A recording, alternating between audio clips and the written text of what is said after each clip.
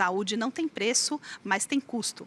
Esse foi o tema de um evento sobre o setor de saúde que o Brasil Journal realizou no começo de outubro em São Paulo. Uma das palestras foi do médico Stefan Larsson, que é um dos maiores especialistas do mundo em gestão de saúde. Ele é consultor do BCG e autor do livro The Patient Priority, que fala sobre como é possível combinar custos controlados com maior eficiência e um bom atendimento aos pacientes. Você confere essa palestra agora.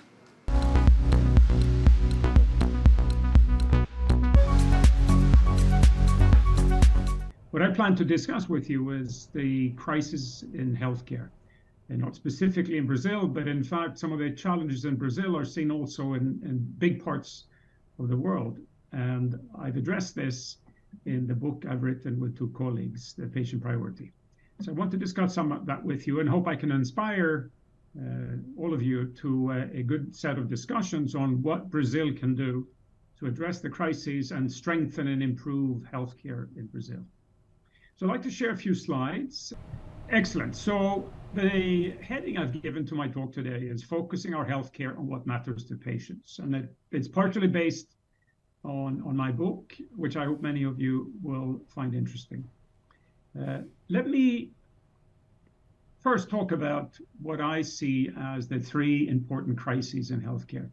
The first one we call a value crisis.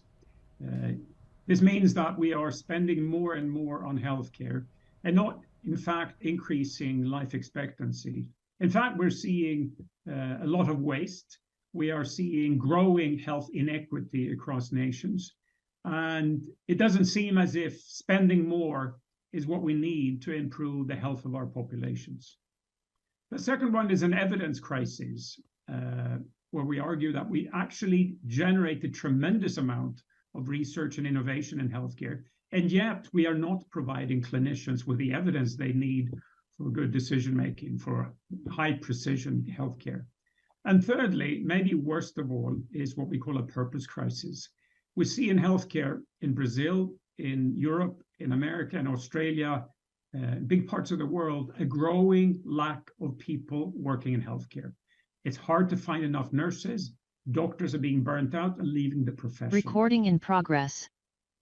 And we argue that one of the big reasons is that we are managing healthcare on volume, efficiency, activities, and not on what people care for, the purpose of most healthcare professionals to improve the healthcare for our patients.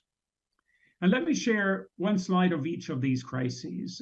This is on the value crisis. It shows the growth of healthcare costs, as you see here to the left, and how it goes faster than the growth of GDP.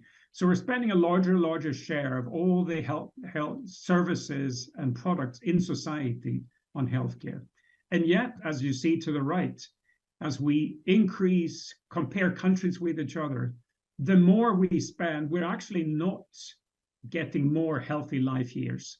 So the outlier, United States to the far right, that spends 2-3 times more than many of the other wealthy nations of the world, are not getting more healthy life years. Anything, they have fewer healthy life years than, for instance, Japan or Singapore.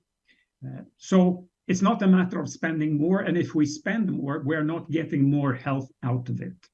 And in fact, the OECD and WHO have shown that between 20 and 40% of what we spend on healthcare is wasted. It does not make people healthier. On the evidence crisis, as you all know, and we all see, there's an enormous amount of investment into life science, biomedical, and research, and so on. And we have an exponential increase in the number of scientific papers. More and more knowledge is generated, which is fantastic. But it turns out that when it comes to clinical practice, the evidence is quite sparse. There's clearly not enough evidence. And it's been argued in the British Medical Journal a few years ago that 50% of what we do in healthcare does not have evidence enough to justify or prove that it's useful.